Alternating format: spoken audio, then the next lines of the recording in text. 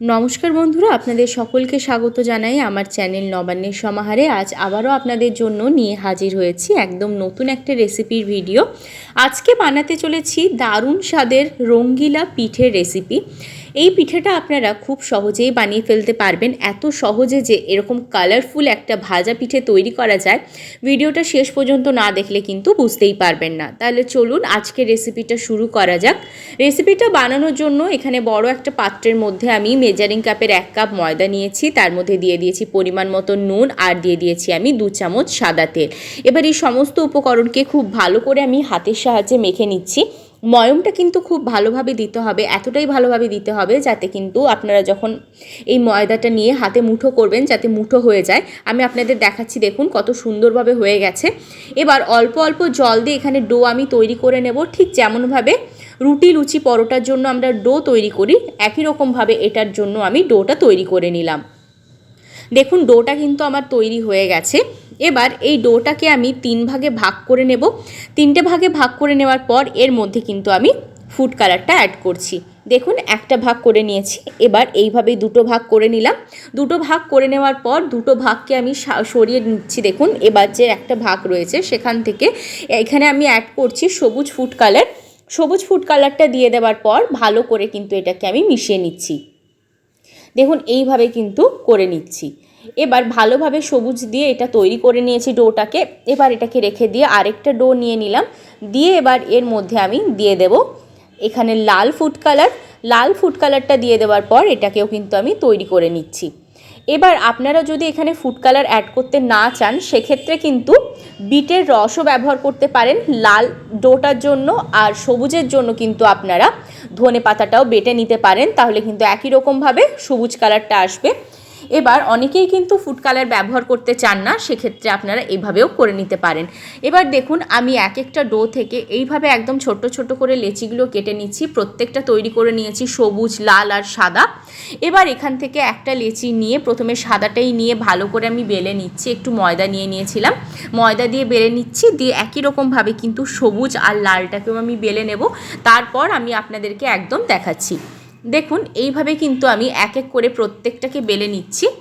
দেখুন এইভাবে কিন্তু আমি লেচিগুলোকে বেলে নিয়েছি। এবার এরকম নিয়ে নিয়েছি একটা পেনের ঢাকনা। পেনের ঢাকাটা নিয়ে নেওয়ার পর এইভাবে কিন্তু আমি সাদা যে রয়েছে লেচিটা সেটা বেলে রেখেছিলাম, সেটাতে কিন্তু এইভাবে আমি ছোট ছোট করে এইভাবে দেখুন করে নিচ্ছি। দিয়ে এই যে অংশগুলো রয়েছে এইগুলোকে কিন্তু আমি বের করে দিচ্ছি। দেখুন কত সুন্দরভাবে ফুটো ফুটো হয়ে গেল। এবার এইভাবে কিন্তু আরেকটা যে সাদা রয়েছে সেটাতেও করে নেব, তবে যে কালারফুলগুলো রয়েছে সেগুলোর মধ্যে করছি না। এবার এইটা হয়ে গেছে। এবার যে এখানে যে রয়েছে সবুজ রঙের লেচিটা সেটাকে কিন্তু এবার এই সাদা লেচির ওপরে আমি বসিয়ে দিচ্ছি।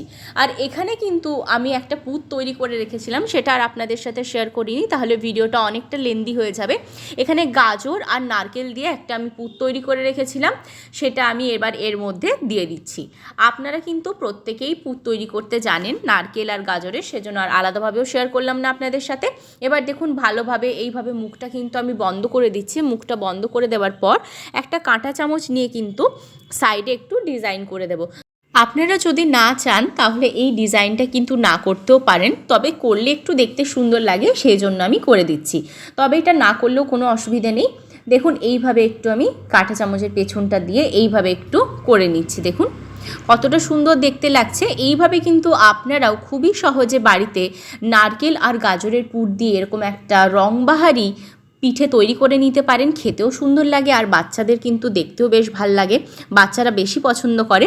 দেখুন আরেকটা সাদা নিয়ে নিলাম লেচি, সেখানটাকেও একই রকমভাবে এইভাবে আমি ফুটো করে দিলাম। দিয়ে তারপরে দিয়ে দিচ্ছি লাল রঙের যেটা তৈরি করে রেখেছিলাম, সেটা দিয়ে দেওয়ার পর আমি কিন্তু এর মধ্যে একটু পুর দিয়ে নেব। পুর দিয়ে দেওয়ার পর কিন্তু একই রকমভাবে তৈরি করে নেব। প্রত্যেকটাকে একই রকমভাবে তৈরি করে নিয়ে আমি আপনাদেরকে একদম দেখাচ্ছি। দেখুন প্রত্যেকটা এখানে আমি তৈরি করে নিয়ে চলে এসেছি। এবার অপর দিকে আমি গ্যাস জ্বালিয়ে কড়াই বসিয়ে দিয়েছিলাম, তার মধ্যে আগে থেকেই সাদা তেল গরম হওয়ার জন্য দিয়ে দিয়েছিলাম। তেলটা গরম হয়ে গেছে। এবার ফ্লেমটাকে একদম মিডিয়ামে করে দিচ্ছি। দিয়ে এক এক করে যে পিঠেগুলো বানিয়ে রেখেছিলাম সেইগুলোকে কিন্তু এর মধ্যে আমি দিয়ে দিচ্ছি। আমি একসাথে বেশি দিচ্ছি না, 2টো করে দিচ্ছি। দিয়ে ভালো করে একদম উল্টে পাল্টে এগুলোকে মিডিয়াম ফ্লেমে লাল লাল করে ভাজছি। আর একটু ধৈর্য ধরে একটু ফ্লেমটাকে মিডিয়ামে করে সময় নিয়ে ভাজবেন, দেখবেন খুব সহজে হয়ে যাবে। দেখুন এইগুলো কিন্তু হয়ে গেছে। এবার এইগুলোকে একটু তেলটা ঝরিয়ে নিয়ে আমি তুলে নেব একটা পাত্রের মধ্যে, দিয়ে একই রকমভাবে কিন্তু বাকি যে পিঠেগুলো রয়েছে সেইগুলোকেও দিয়ে দেবো তেলের মধ্যে, দিয়ে ভালো করে কিন্তু একটু লাল লাল করে ভেজে নিয়ে প্রত্যেকটা আমি সাজিয়ে নিয়ে আপনাদের সামনে আবার চলে আসছি।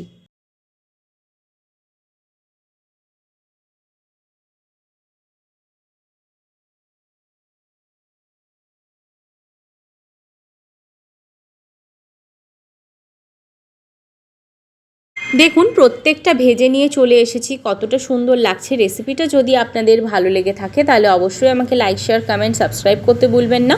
সাবস্ক্রাইব করার পর পাশে থাকা বেল বাটনের অল অবশ্যই প্রেস করে দেবেন, যাতে আমার চ্যানেলে যে কোনো নতুন রেসিপি আপলোড করলে আপনারাই সবার আগে নোটিফিকেশান পেয়ে যান। ফেসবুক পেজ থেকে দেখলে পেজটা ফলো করতে ভুলবেন না।